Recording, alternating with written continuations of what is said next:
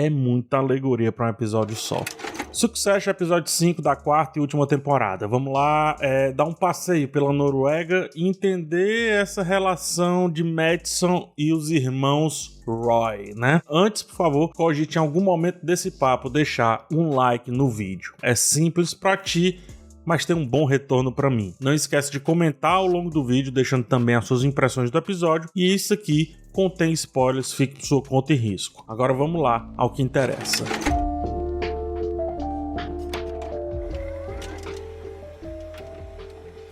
A principal dinâmica que o episódio quer apresentar, né, quer que a gente observe é como há aqui uma grande troca de poder. Uma troca de poder, no caso, dos pais para o filho, é evidente, mas também do ponto de vista social, com duas diferentes formas de entender a mídia aqui acontecendo, interagindo, tentando se encaixar. Madison, ele representa essa nova mídia que chega, é mais apressado, mais arrojado também, mas comete diversos vacilos, inclusive assustando os estabelecidos. Ele também tenta resolver as coisas à sua maneira, como quem toma o cajado do jornalista e faz a comunicação por si só, ao ir direto na Shiv. O episódio parece daqueles de séries de capa-espada, né? Tipo Game of Thrones, Vikings também, que colocam duas famílias ou mais famílias, quer que seja, nas cabanas, acampando. Só que as diferenças entre elas acabam tornando o ambiente hostil, extremamente frio, mais frio do que o clima já propõe. Isso realmente me leva a pensar se realmente essas relações de poder mudaram do medievo pra cá. O episódio é cinza, mostra sobrenomes lutando contra nomes próprios. Madison, por exemplo, não tem consigo a sua família. Foi ele que fez, foi ele que trilhou o seu caminho. É um emergente, né? Do outro lado temos os Roy, sobrenome que exclui a individualidade ali dos seus integrantes. A não ser Shiv, que sim, ela consegue atuar como Shiv e não como uma Roy.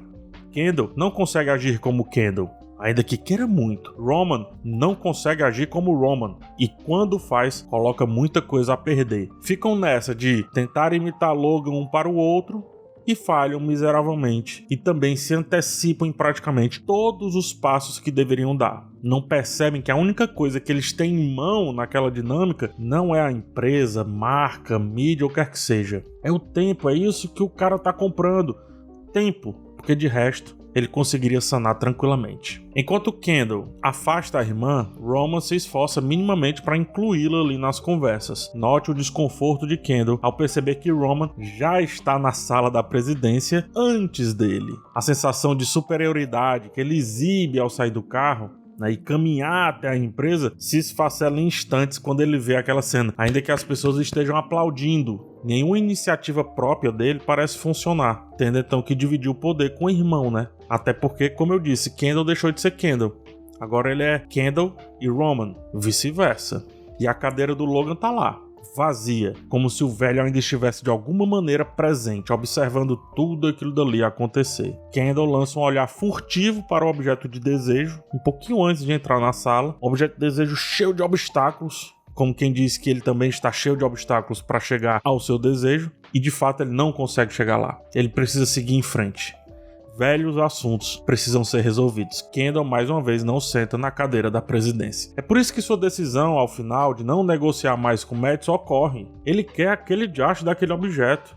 Tá claro desde o episódio passado, quando os dois olham para ela. Lógico que seu ego ferido, por toda aquela situação constrangedora da viagem, pesa em alguma coisa, é fato. Mas também vem porque ele não alcançou o que ele realmente almeja, ser seu pai. Sobretudo perante a sociedade, sobretudo. Shiv, por outro lado, se aproxima mais desse seu objetivo ou é conduzida a isso por um espertíssimo Madison. Ela nem estava na lista de viagem, como uma breve cena antes de sair da sala revela, mas acaba sendo ela quem tem o seu ego explorado pelo comprador voraz. Nesse acampamento medieval, os comprados não percebem que eram eles o banquete a ser consumido pelas outras tendas que se juntaram àquele acampamento. Para quem assistiu à Casa do Dragão, enquanto todos se digladiavam em busca do cervo sagrado, inclusive o rei, é bom dizer, que aqui eu acho que é representado pelo Madison, esse cervo sagrado caiu aos pés da Shiv como caiu aos pés da Rhaenyra. E os demais, coitados, foram literalmente cozinhados para o banquete, como mostra a cena da sauna. É muita alegoria para um episódio só.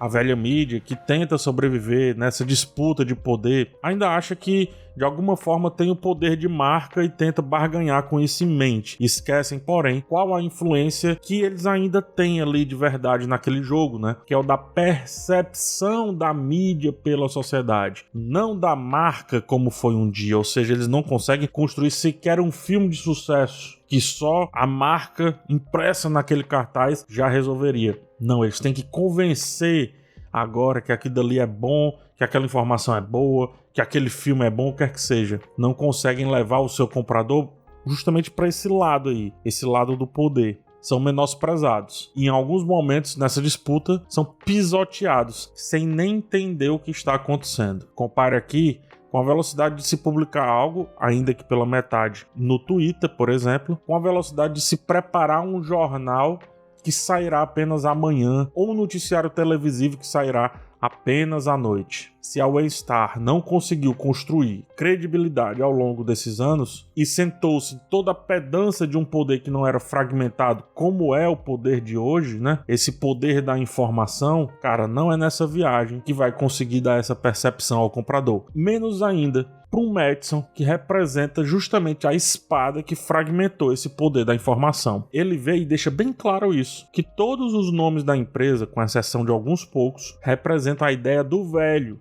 do antigo, o que não combina com a construção que ele precisa. O texto deixa isso bem claro, com as disputas do banquete versus aqueles que vão se fartar daquele banquete. Por isso o nome do episódio é justamente referindo-se a essa lista de matança, né? A essa lista de retirada desses seres de onde eles habitam no poder daquela empresa. Madison coloca os Roy a seus pés, tanto na negociação, mostrando que seu problema não vai ser grana, mas sim será ego, quanto também fisicamente com relação à disposição dos locais ali daquela montanha. Todos, com exceção dele, estão debaixo, aos pés da montanha, aos pés do seu trono. Precisam sair de um quarto panorâmico com pouquíssima privacidade para também pegar um teleférico panorâmico com também pouquíssima privacidade, mostrando que eles estão vulneráveis ali naquele local o tempo inteiro. E, sempre aos pedidos do rei do local, eles vão ao seu encontro, esperando lentamente um teleférico subir a montanha, ou mais lentamente ainda, esperando ele chegar para só depois descerem da montanha e discutirem as suas questões. Madison também usa isso para colocá-los contra as cordas. Acua os seus adversários que sequer podem tomar uma decisão em paz, sem que precisem ou percorrer distâncias ou recorrer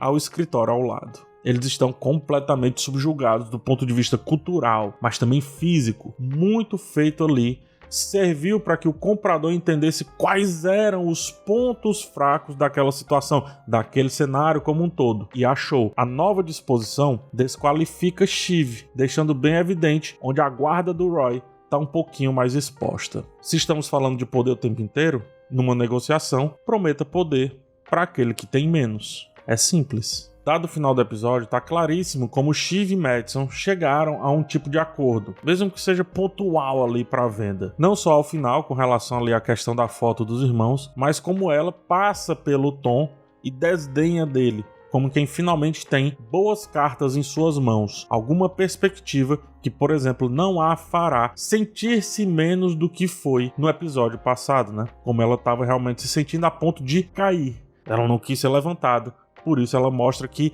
ela mesma vai fazer o destino dela. Quando o Madison fala que ela parece seu pai, Shiv aparenta ter ganhado o dia com um sorrisinho de orgulho. Ao final, é assim que todos os filhos e até os agregados estão tentando ser de alguma forma naquela encenação inteira. Todos querem o papel de Logan, mas não entendem que o bom ator não atua, ele vive como faz a Shiv. Madison se faz de bobo, jocoso muitas vezes, mas também a estratégia de parecer fluido demais, tão fluido que inverte as percepções que a gente deveria ter para com ele, né? Achando-o bobo. E o episódio constrói todas as suas cenas com um certo perigo iminente. Os planos fechados no rosto do Alexander Skarsgård trazem essa sensação de que nem nós mesmos estamos conseguindo fugir da mente aparentemente desajustada daquele cara, ou como disse, perigosa daquele personagem. E aqui há um detalhe curioso a ser destacado. Madison também possui uma vulnerabilidade, mesmo que os demais não percebam. Roman dá indícios de usar isso em seu rompante, mas acerta sem saber que acertou, então não serve de nada. Por mais que a nova mídia ela esteja vencendo a batalha, né, ou as batalhas silenciosas pelo domínio da informação, pelo poder sobre a informação, ainda existe uma disputa de ego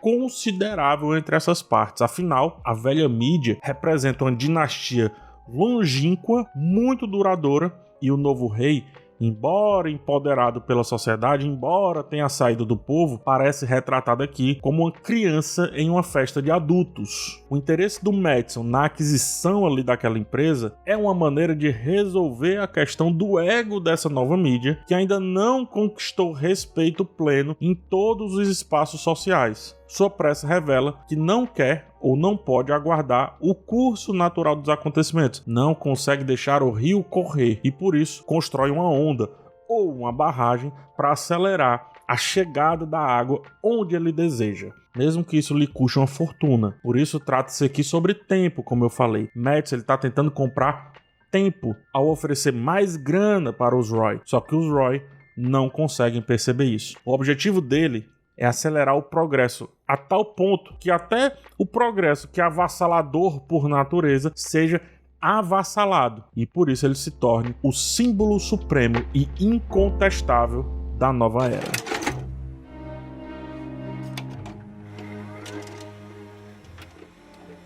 A sina constante do imaturo, né, do novo, sobretudo aquele que detém algum tipo de poder, no caso o Madison tem essa questão da nova maneira de propagar informação, é tentar afirmar que seu jeito é o único válido. Isso se chama arrogância. Perceba como é uma arrogância tão vasta que o Madison apresenta que ela se destaca mesmo em comparação com outros naturalmente arrogantes, né, os Roy. Então, vivendo nessa infocracia, que é onde a gente vive, a ambição do Madison ilustra perfeitamente o papel crucial da mídia na construção da sociedade contemporânea, algo que talvez os Roy não estejam percebendo, porque só conseguem enxergar uma coisa, o Logan, ou seja, o velho. Cara, e tem outro tema que eu acho bem interessante aqui, né? Que é como os Estados Unidos, o Império Americano, norte-americano, melhor dizendo, não consegue entender a outra cultura que tá na sua frente, né? Aos seus pés ali. A cena que o Tom chega astuciosamente para conversar com a turma do Madison é um espetáculo de críticas ao modo como os Estados Unidos fazem política internacional, sobretudo política internacional, na verdade. Como eles estão fora dos seus territórios, né, pagam de tolos o tempo inteiro, não falam o idioma do outro, são ridicularizados através disso e nem sabem os pormenores das situações que estão postas ali, né? Nem em relação ao idioma, nem em relação também à cultura, aos costumes, melhor dizendo. No avião, né, os velhos bufões se vangloriavam da máxima americana de serem lobos e etc, de serem predadores, só que como eu disse, né, eram eles o banquete. Na nossa sociedade mesmo, muito se deprecia daquele que não sabe inglês hoje em dia. Mas veja que muito disso, de ter que saber esse idioma, é porque o império lá de cima não consegue se adaptar aos diferentes e vende a ideia para os outros tolos que, ao saber inglês, eles vão ter acesso a um novo mundo e etc. Dominar o idioma, gente, é também dominar a forma como se pensa e como se toma decisões, é entender as micro diferenças entre um não e um talvez.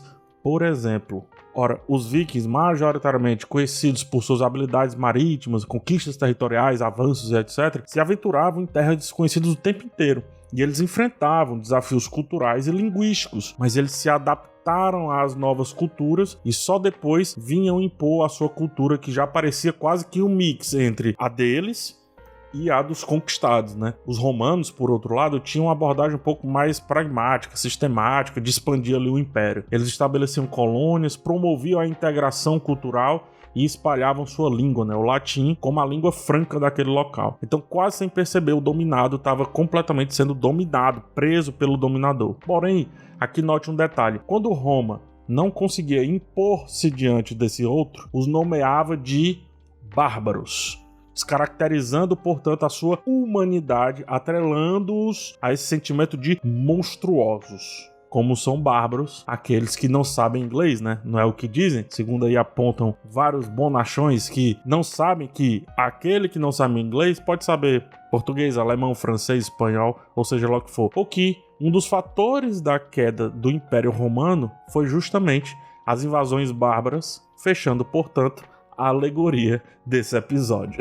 A Noruega foi utilizada aqui, mas a gente pode traçar um paralelismo aí com a China. Enquanto os estadunidenses eles relutam em aprender ou compreender o mandarim, por exemplo, os chineses tomam minimamente o inglês para si, né? Apossando-se do que antes pertencia exclusivamente aos falantes desse idioma. A cultura e o modo de pensar e também, por que não, economia, sociedade, etc. Grande parte dessa realidade é resultado do etnocentrismo norte-americano, que se manifesta na dificuldade de interação e entendimento do outro, que é mais ou menos o que acontece na mesa. E aí, nessa ânsia, o que é que eles fazem? Atacam, que é o que faz o Kendall e o Roman quando eles estão se sentindo caçoados ali, né, zoados ali pela turma do Madison. Eles vão lá e atacam com as suas bombas. Muito interessante essa dinâmica, muito interessante. O Madison, ele tá tentando comprar não a Waystar Royco ou a ATN, ele tá tentando comprar os Estados Unidos. Essa cultura que há muito vinha dominando e agora começa a cambalear, dando sinais de cansaço ou simplesmente desgaste ao se abraçar fortemente ao que um dia foi, mas definitivamente não é mais. Só alguns poucos tolos tentando imitar o passado, tentando imitar Logan, tentando imitar o que um dia esse cara representou. E aí o que é que acontece? Sobra pra esperta levar um pedaço desse banquete para casa. Fazer uma marmita. Uma marmita que alimenta bem, é fato. Mas às vezes alimenta melhor do que a comida que ela tem pro dia seguinte.